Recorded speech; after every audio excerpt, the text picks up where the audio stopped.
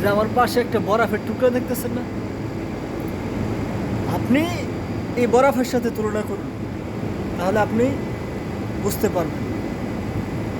আপনি যদি আপনার যোগ্যতা এবং আপনার গন্তব্য ভালো মানুষের সাথে ভালো জায়গায় আপনি আপনাকে রাখেন, তাহলে আপনি এর মতো বলে যাবেন না।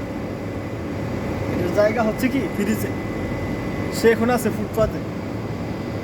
তাহলে আপনার জায়গা, আপনি কোন জায়গায় থাকলে ভালো থাকবেন, আপনি ওই জায়গা সেটেল করে নেন, তাহলে আপনি ভালো থাকবেন, সুস্থ থাকবেন, এবং কি আপনি অনেক দিন লাস্টিং করবেন।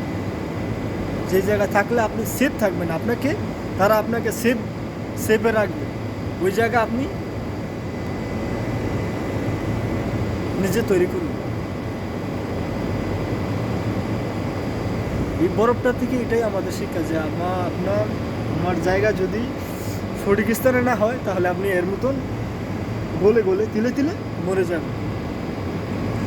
একটা বরফের পাহাড় ছিল, একটা ব্রিজের ভিতরে ছিল, কিন্তু এটা গলে এখন এক টুকরো হয়ে গেছে। প্রায় 10 কেজির মতন একটা পাহাড় ছিল, এটা এখন গলে 1 কিলোর মতন হয়ে গেছে। তাহলে আপনার এটা যদি ফ্রিজের ভিতরে থাকতো, সে অটোমেটিক বেড়ে যেত, আরও বাড়ত, কিন্তু সে সঠিক জায়গায় থাকে না, যার কারণে সে আস্তে আস্তে দুঃখে দুঃখে কমে যাচ্ছে। তাই আপনার গন্তব্য এমন জায়গায় করুন যেন আপনাকে সবাই গার্ড দেয়। এমন জায়গায় করবেন না যেন আপনার তিলে তিলে ভুগতে হয়, মরে যেতে হয়। এমন জায়গায় থাকবেন না। যে জায়গায় আপনার মান ইজ্জত নেই, ওই জায়গায় আপনি কখনই থাকবেন না। ওই জায়গা ত্যাগ করুন, ওই জায়গা ছেড়ে দিন, নাই হয়ে যান, তাহলে তারা বুঝতে পারবে আপনি কি। ঠিক আছে, বাস নিজেকে